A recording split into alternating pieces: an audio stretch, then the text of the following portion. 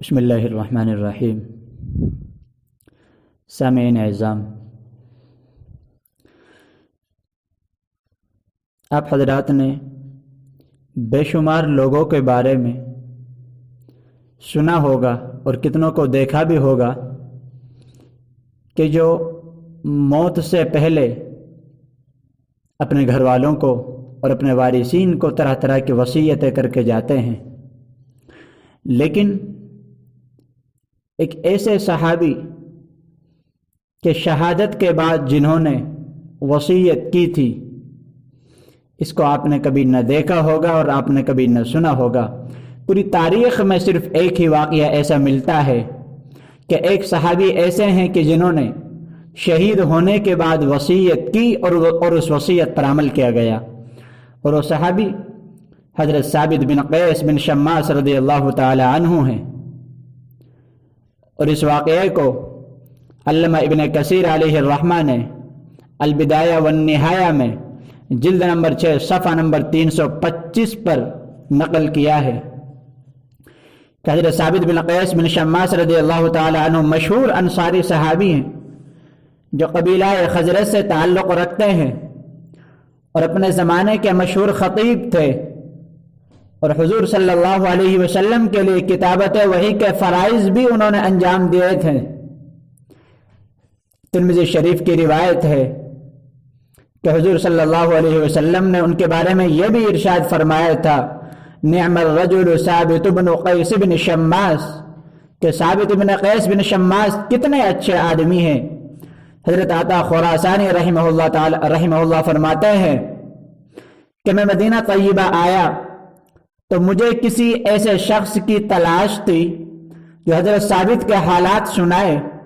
لوگوں نے مجھے خبر دی کہ آپ ان کی صاحبزادی کا پتہ لگائیے۔ میں نے جا کر ان سے دریافت کیا کہ آپ حضرت ثابت کے حالات مجھے بیان کیجئے، تو انہوں نے بتلایا کہ میں نے والد صاحب سے یہ واقعہ سنا ہے کہ جب حضور صلی اللہ علیہ وسلم پر قرآن کریم کی آیت نازل ہوئی تھی کہ ان اللہ لا يحب كل مختال فخور، بلا شبہ اللہ تعالیٰ کسی ایسے آدمی کو پسند نہیں کرتے جو اترانے والا اور بہت فخر کرنے والا ہو۔ تو حضرت ثابت رضی اللہ تعالیٰ عنہ کو بڑی تشویش اور بڑی پریشانی ہوئی اور وہ گھر میں گوشہ نشین ہو کر بیٹھ گئے اور مسجد میں جانا بند کر دیا، اور ان پر گریہ طاری ہو گیا اور ایک فکر طاری ہو گئی۔ حضور صلی اللہ علیہ وسلم کو اطلاع ہوئی تو آپ نے انہیں بلوایا اور ان سے وجہ دریافت کی۔ تو حضرت ثابت رضی اللہ تعالیٰ عنہ نے عرض کیا کہ یا رسول اللہ، مجھے حسن و جمال سے بے حد محبت ہے اور میں اپنے قوم کا سردار ہوں، اس لیے مجھے خوف ہے کہ کہیں مذکورہ آیت کے حکم میں شامل نہ ہو جاؤں۔ تو اس وقت حضور نے ان کے متعلق یہ فرمایا، انک لست منہم بل تعیش بخیر وتموت بخیر ویدخلک اللہ الجنۃ، کہ بلا شبہ تم ان لوگوں میں سے نہیں ہو جن کے متعلق آیت کریمہ نازل ہوئی ہے، بلکہ تم خیر کے ساتھ زندہ رہو گے اور تمہارا انتقال بھی خیر کی حالت میں ہوگا اور اللہ تعالیٰ تمہیں جنت میں داخل فرمائیں گے۔ بعینی یہی واقعہ اس وقت بھی پیش آیا کہ جب یہ آیت کریمہ نازل ہوئی، یا ایھا الذین آمنوا لا ترفعوا اصواتکم فوق صوت النبی ولا تجہروا لہ بالقول، کہ اے ایمان والو اپنی آواز نبی صلی اللہ علیہ وسلم کی آواز کے سامنے بلند نہ کیا کرو اور ان سے بلند آواز کے ساتھ گفتگو بھی نہ کیا کرو۔ اس موقع پر بھی حضرت ثابت رضی اللہ تعالی عنہ کو بڑی تشویش ہوئی اور گھر میں بیٹھ گئے، مسجد جانا بند کر دیا۔ تو حضور صلی اللہ علیہ وسلم نے پھر بلاوا بھیجا اور وجہ پوچھی تو انہوں نے کہا کہ یا رسول اللہ، میری آواز بلند ہے اور مجھے اندیشہ ہے کہ کہیں آپ کی آواز سے، بلند آواز کی وجہ سے میرے اعمال اکارت نہ ہو جائے، بیکار نہ ہو جائے، ضائع نہ ہو جائے۔ اس پر بھی حضور صلی اللہ علیہ وسلم نے ان سے فرمایا، انک لست منہم بل تعیش حمیدا وَتُقْتَلُ شَهِيدًا وَيَدْخُلُكَ اللَّهُ الْجَنَّةَ کہ تم ان میں سے نہیں ہو جن کے متعلق آیت کریمہ نازل ہوئی ہے، بلکہ تم تو قابل تعریف انداز میں زندہ رہو گے، تمہیں موت کے وقت شہادت کا مرتبہ نصیب ہوگا اور اللہ تعالیٰ تمہیں جنت میں داخل فرمائیں گے۔ حضور صلی اللہ علیہ وسلم کے وصال کے بعد جب حضرت ابوبکر صدیق رضی اللہ تعالیٰ عنہ کی خلافت میں مسیلمہ کذاب کا فتنہ اٹھا اور مسلمانوں کا ایک بڑا لشکر یمامہ کے مقام پر ان سے جنگ کے لیے روانہ ہوا تو حضرت ثابت بن قیس رضی اللہ تعالیٰ عنہ بھی اس میں شامل تھے۔ جنگ کی ابتدا میں دشمن کے حملے اس قدر شدید تھے کہ مسلمانوں کو 3 مرتبہ پیچھے ہٹنے پر مجبور ہونا پڑا۔ حضرت ثابت رضی اللہ تعالیٰ عنہ اور ان کے چند ساتھی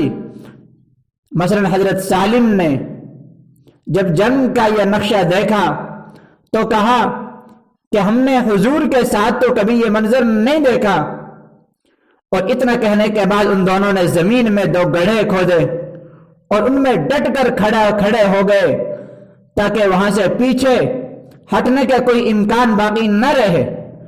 اور یہ عہد کر لیا کہ جب تک دم میں دم باقی رہا